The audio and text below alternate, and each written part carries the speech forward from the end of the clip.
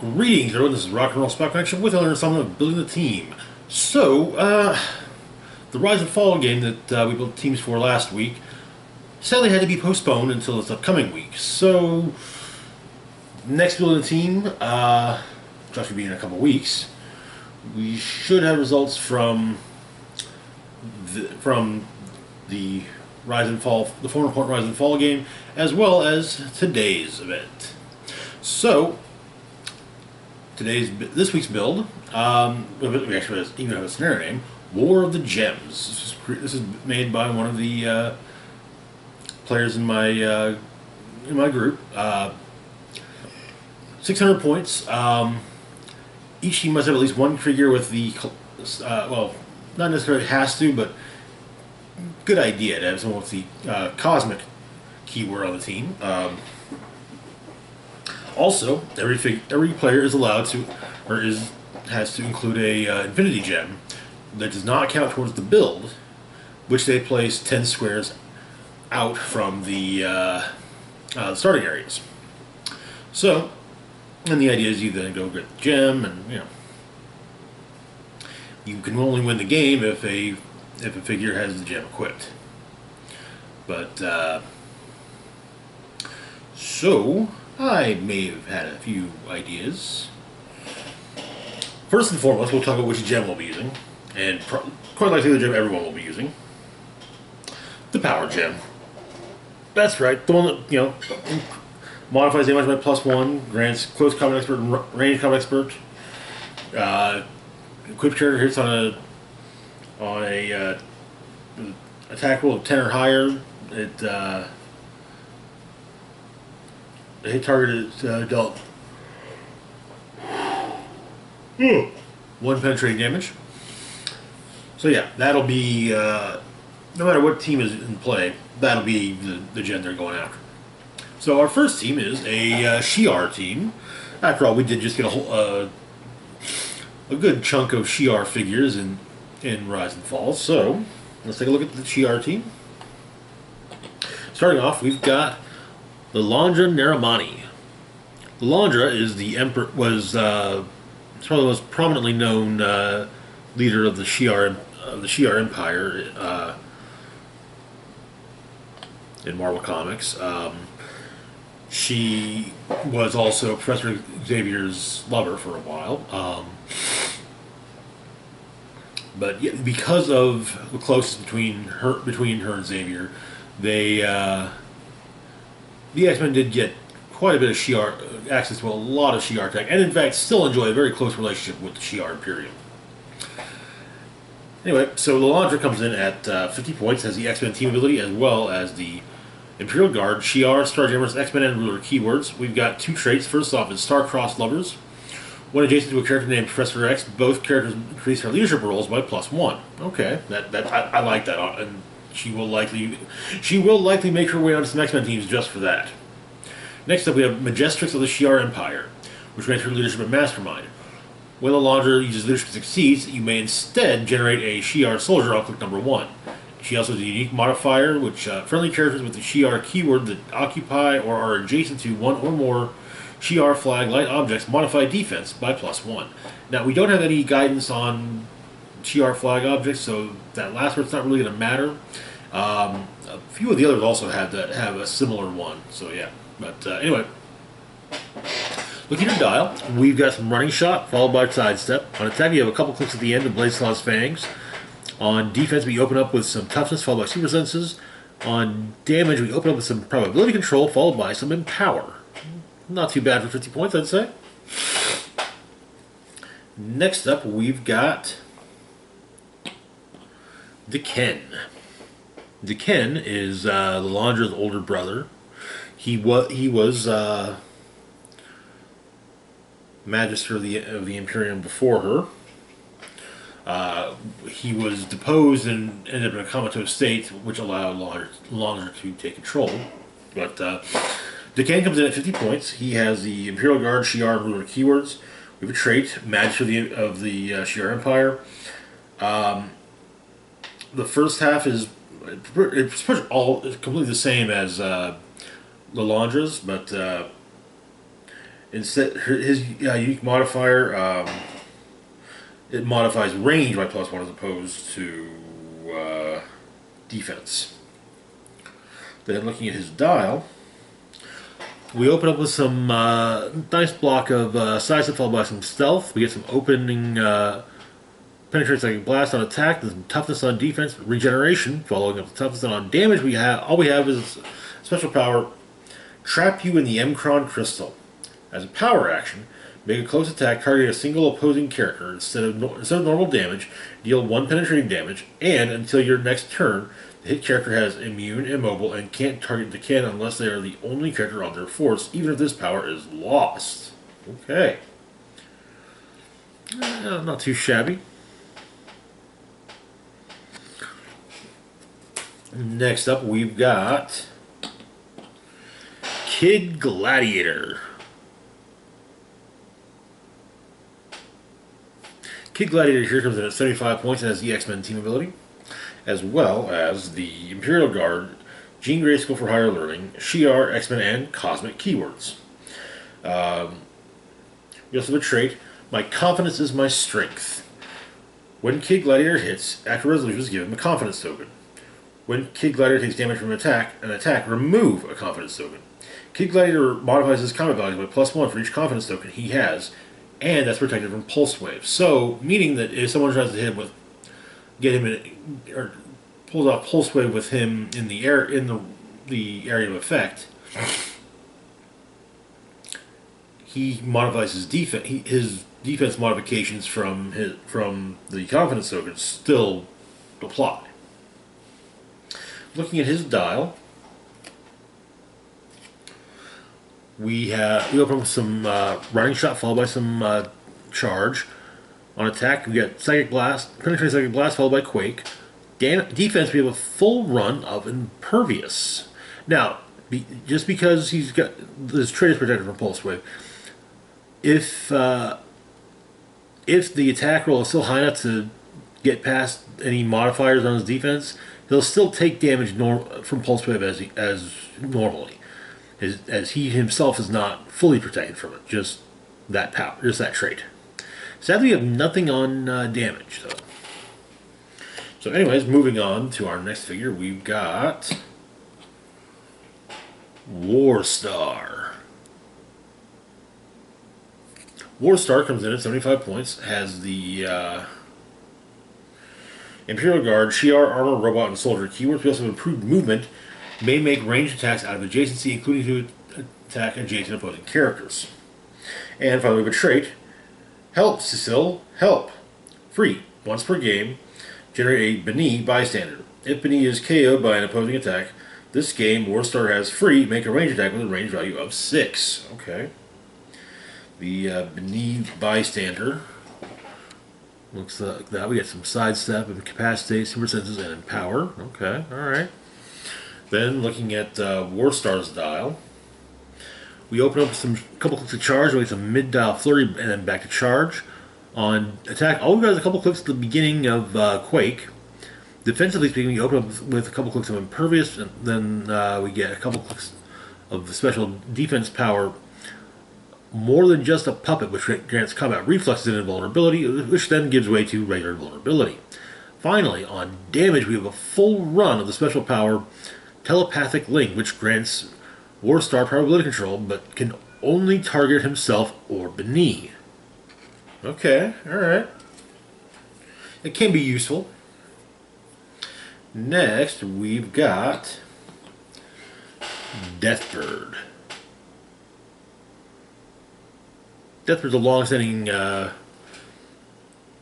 X-Men villain. I guess she is Lilandra's sister, Lilandra and Niken's sister.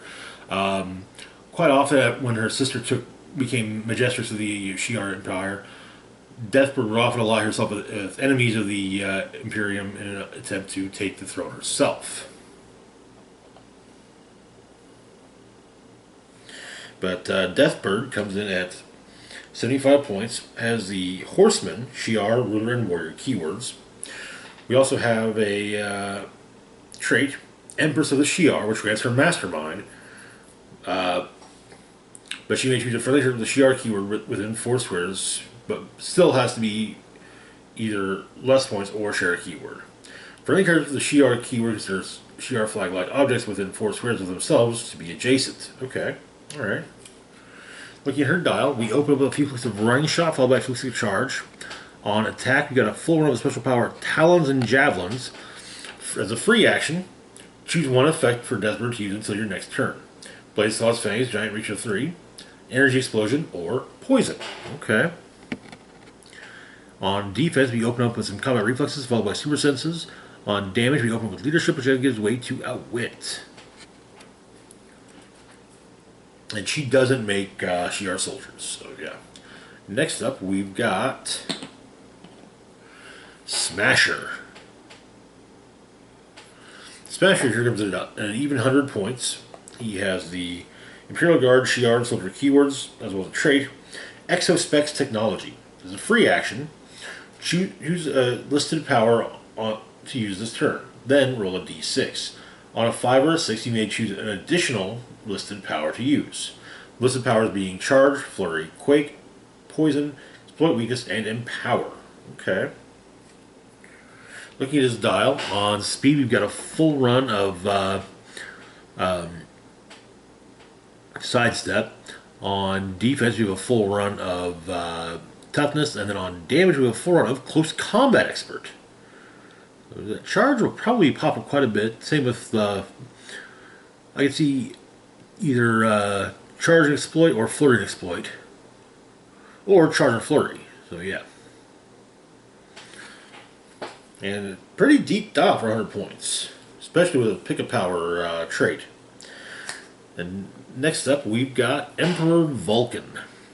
Now, originally, I was going to be including both Emperor Vulcan as well as Emperor Gladiator on this team, until I realized that they were both primes, so I couldn't have them both on the team.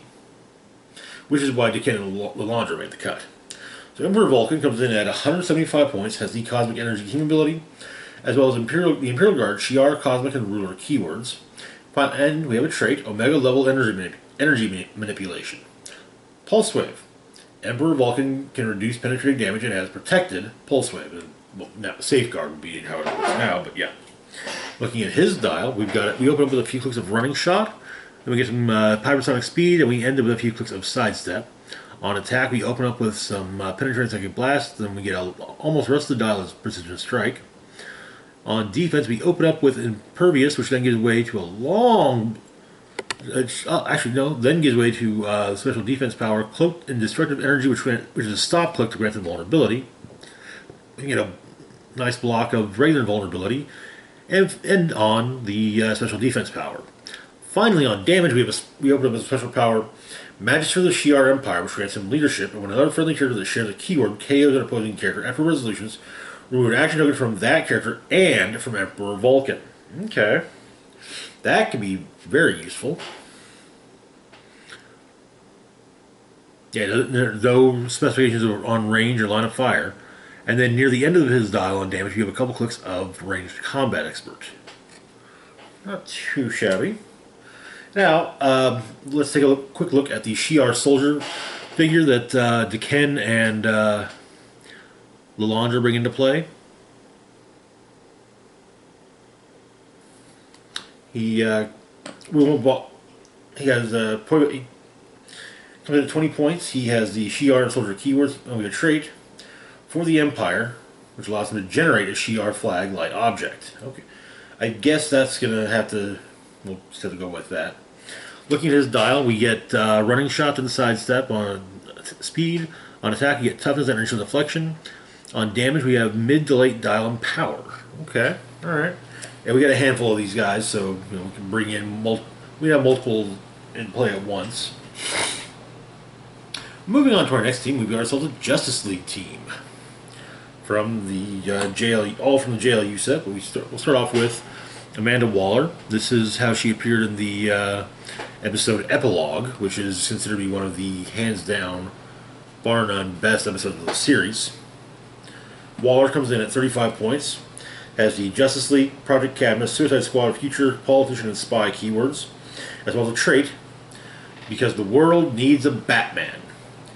During force instruction, choose a friendly character of 125 points or less with the Batman family keyword. That character has the future keyword. At the beginning of the game, choose a combat value. This game, that chosen character modifies that combat value by +1. Okay. Alright. Then looking at her dial, it's very similar to the regular booster, to the common booster Waller. We get a few clicks of stealth on speed, a few clicks of mastermind on defense. On damage, we open up with a special power, I might be old, but I haven't lost my edge, which grants leadership, outwit, and perplex. When Amanda Waller uses leadership on a result of a 6, instead of the normal effect, she may instead remove an action token from a friendly character anywhere on the map. That's nice. And then that gives way to a click of Outwit, followed by a click of Perplex. Moving on to our next figure, we've got Aquaman. Aquaman comes in at 60 points. He's got the Atlantis, Justice League Ruler, and Warrior keywords, as well as 2 traits. First off, we have Justice League Unlimited. At the beginning of your turn, roll a d6. On a 6, remove an action token from another friendly character with a Justice League keyword with 100 points or less. Okay. Then we've got King of the Seven Seas. When Aquaman occupies water terrain, he can use Defend and Regeneration. Alright. Looking at his dial. On speed, we open up with a few clicks of special attack power, Crashing Wave, which grants charge. When Aquaman uses it and hits, after resolutions, knock back all adjacent opposing characters by 2 squares. Okay. That gives way to a couple of clicks of sidestep and a couple of clicks of flurry. Sadly, we have nothing on attack. On defense, we go back and forth between combat reflexes and we've got a couple clicks of combat reflexes, a few clicks of toughness, then a few more clicks of combat reflexes. Then on damage, all we've got is a couple clicks mid to late dial of close combat expert. Okay. Next up, we've got Green Arrow, who we have looked at quite a few times on Villain Team segments lately. This is the rare Green Arrow. Comes in also at 60 points, has the JLA team ability, as well as the Justice League 7 Soldiers and Star City keywords. We also have improved movement into elevated terrain, as well as 2 traits. We have Justice League Unlimited, just like Aquaman, and Say Ah, Dirtbag. Modify attack +1 for each friendly character that Green Arrow shared a keyword with that has been KO'd this game. Modify damage by +3, but only if Green Arrow is the only character on your force. Alright. Looking at his dial, we open up with a couple of running shot, followed by some sidestep. On attack, we open up with some energy explosion, which then gives way to the special power. Someone needs to be there to speak for the little guy, which grants steal energy, but with close or range attacks. Okay, that'll help him heal up to almost top dial. Defense, we open up with inertial deflection, which then gives way to the special power. The Justice League goes on with or without you, which grants toughness and willpower, but only if a friendly character that Green Arrow shared a keyword with has been KO'd this game. Okay. Finally, on damage, we open up with some leadership, followed by a few clicks of range combat expert. Alright. Next up after Green Arrow, we've got Warhawk. Warhawk here comes in at 75 points. He has the JLA team ability as well as the Justice League, Armor, Cosmic, Future, Police, and Warrior keywords. We got 2 traits. First off is Boom Tube Travel. Once per game, facing teleport. When Warhawk uses it, his speed value is 12, and after resolutions, remove an action token from him. Okay. His next trait is The Skies Are My Home. You're just a trespasser. Attack +1, but only if targeting a character with flight. Defense +1, but only when targeted by characters without flight. Okay. Looking at his dial, we open up with special power on speed. Hawkman Sortie. Dive. Charge. Adjacent friendly characters with the flight symbol can use charge. This thing is with a couple clicks of regular charge. On attack, we have some Blaze Claw's Fangs, and the rest is Quake. Defense, we open up with special power Thanagarian Armor Owned, American Military Honed, which grants an inertial deflection, invulnerability, and willpower. This thing gives way to some toughness. Then on damage, all we got are 3 clicks of exploit weakness on the back half of the dial. Not too shabby. Next up, though, we've got Booster Gold. Or maybe it's Green Lantern. You get that joke, good on you. Booster here comes in at 80 points. He has the JLA team ability, as well as the Justice League International, Celebrity, and Future keywords. He has the Justice League Unlimited trait, as well as another trait, Crowd Control. Barrier. Barrier is free, but only to generate 2 markers. Okay? Looking at his dial, we open up with some running shot on speed, followed by sidestep. On attack, we open up with special power of, called 25th Century Technology, which grants Incapacitate and Generations Knockback. We get a couple clicks of nothing, then back to 25th Century Technology. Defensively speaking, we open up with Invulnerability, which gives away to Toughness, which then gives away to Super Senses. Then on damage, we've got a special power for the entirety of the, well, for most of the dial.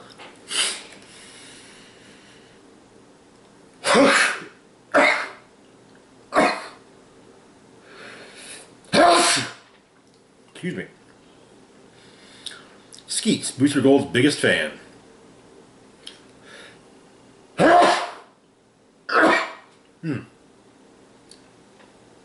Okay. This grants Perplex and Probability Control. When Booster Gold uses Perplex to target himself, he may instead modify a combat value other than damage by +2. Of course, he can't. Pardon me. Of course, you can't modify damage anymore with Perplex, but yeah. That's the way it's worded. Because that was before the Perplex change. Finally, we've got Amazo. Amazo here comes in at an impressive 290 points. He has the Team Player Wildcard team ability, as well as improved targeting or hindering terrain, and he has the Justice League, Cosmic, and Robot keywords. Then we have 2 traits. First off is Weakness to Chaos Magic. Amazo has Protected Outwit, and this is the all caps version, so Safeguard Outwit, except from characters that are higher points or have the mystical keyword. Characters with the mystical keyword modify damage +1 when attacking only Amazo. Okay. Then we've got Cosmically Evolved Power Adaptation.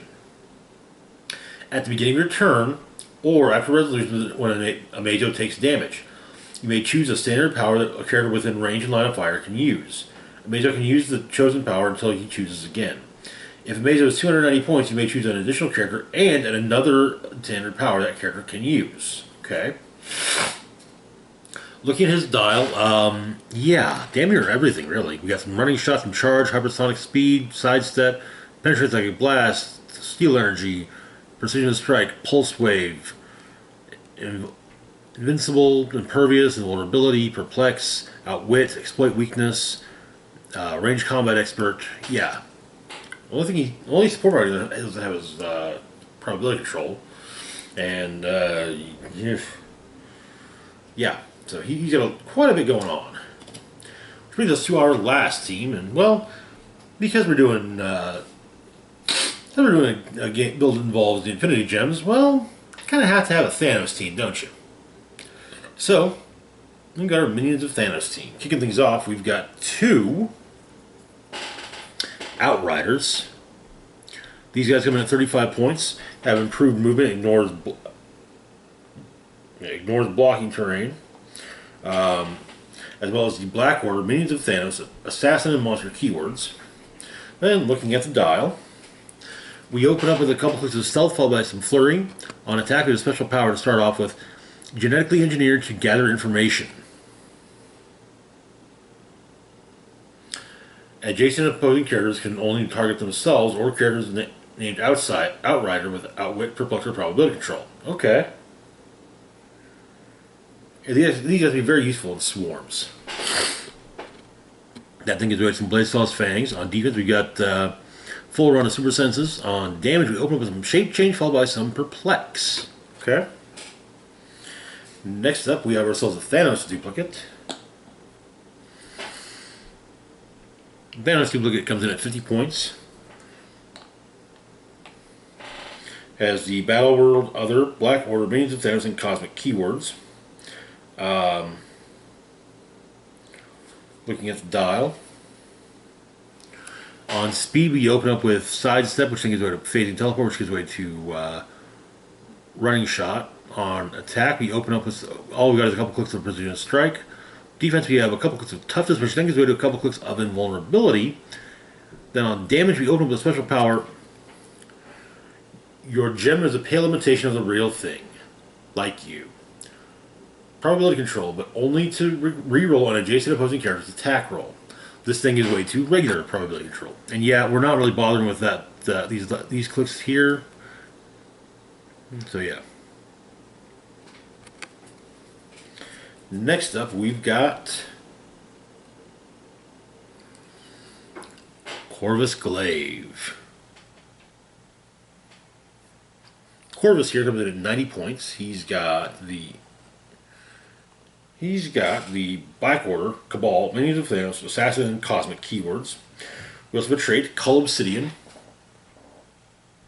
When Corvus Glaive is KO'd by an opposing character's attack, after resolutions, deal damage to that character equal to the last amount of damage dealt to Corvus Glaive. The damage can't be reduced below 1. Okay. So looking at his dial, we've got ourselves a nice block of charge, followed by some sidestep. On attack, we open with Blade Slaw's Fangs, followed by special power. Come to me, my new glaive, which grants super strength. As a free action, destroy a piece of blocking terrain within 3 squares and roll a d6. On a 1 through a 4, generate a light object. On a 5 or a 6, generate a heavy object. When Corvus Glaive makes a close object attack, instead of normal damage, you may roll a d6 and deal damage equal to the result plus 1 if using a light object, or result plus 2 if using a heavy object. Okay.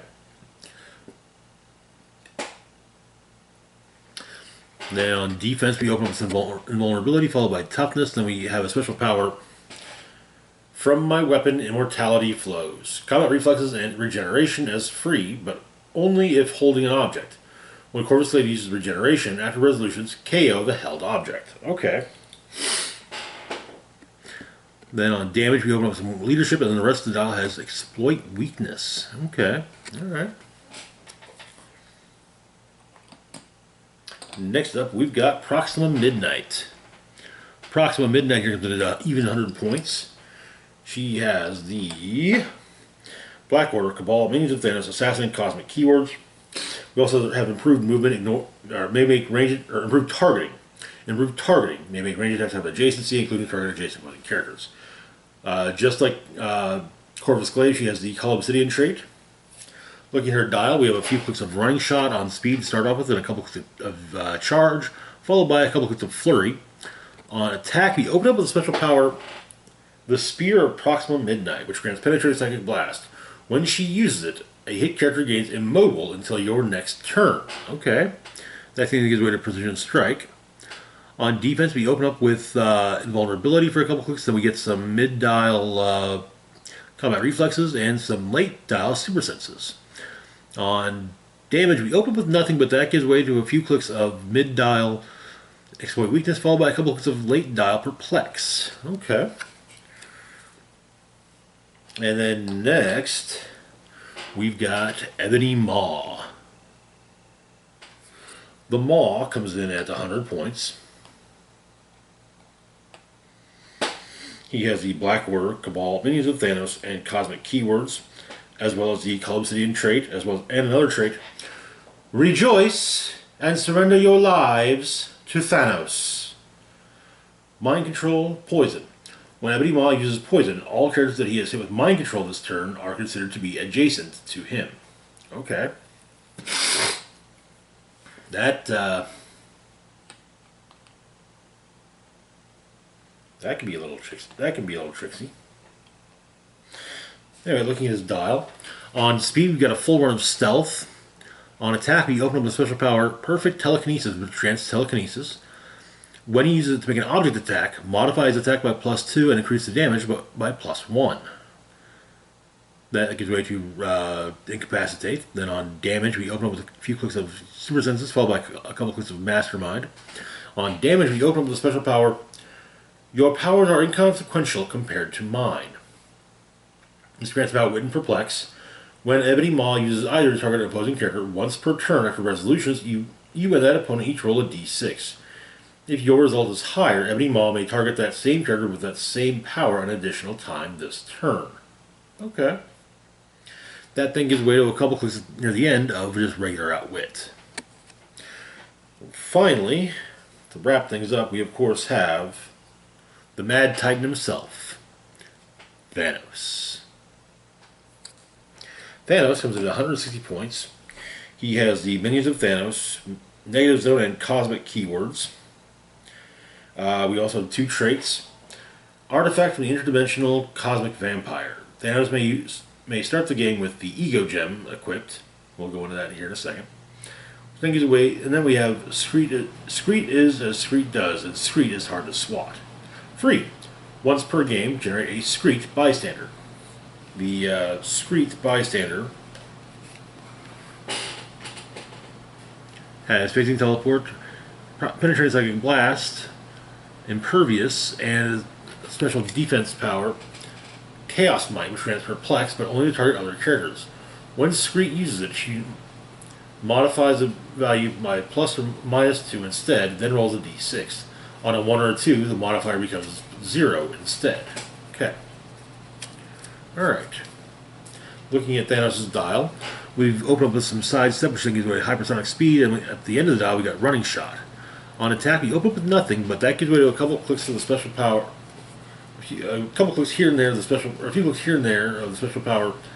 Genocide is not what Mistress Death desires, but it's what the Maker's followers deserve. This grants precision strike on a free action. Make an attack targeting an opposing character, but only if there's another opposing character with the same name on the map. When Thanos KOs a character, after resolutions, KO all bystanders generated by that character, then heal him 1 click for each bystander KO'd this way. Okay, alright. We also have some end dial pulse wave. On defense, we open up with Invincible, which then gives way to Impervious, which then gives way to Invulnerability.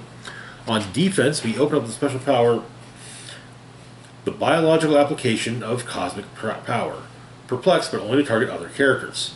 When Thanos uses it to target a friendly character, that character can use power Cosmic and until your next turn. When he uses it to target an opposing character, that character can't use Willpower or Safeguard Outwit or Protected Outwit until your next turn. Okay. That then gives way to a few clicks of support. So first, we've also got a few gems on this team. First off, we've got the Ego Gem. The Ego Gem allows the equipped character to equip multiple, one each of other objects that are Infinity Gems from the same set. We then get the Time Gem.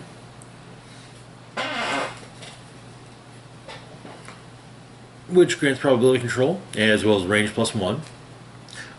The Ego Gem also allows the equipped character to modify a combat value by +1. It's not perplex, so it can work on damage. But when the equipped character with the Time Gem attacks and hits, if their attack roll is 10 or higher,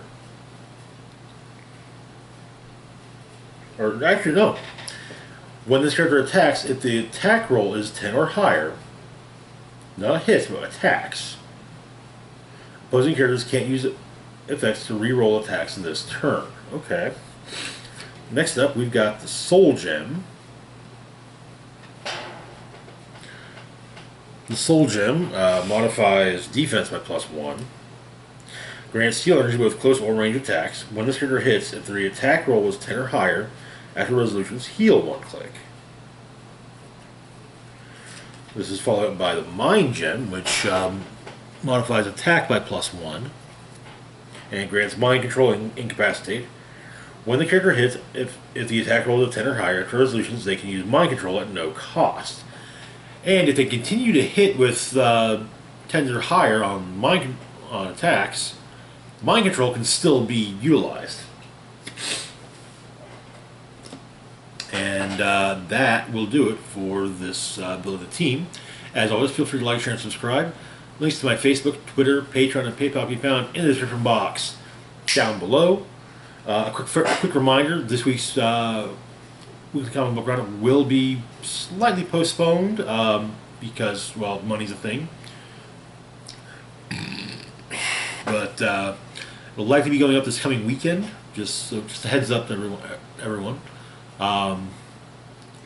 Yeah, as always, feel free to like, share, and subscribe. Links to my Facebook, Twitter, Patreon, and PayPal found in the description box. This is Rock and Roll Spock signing off, saying, live long and rock hard.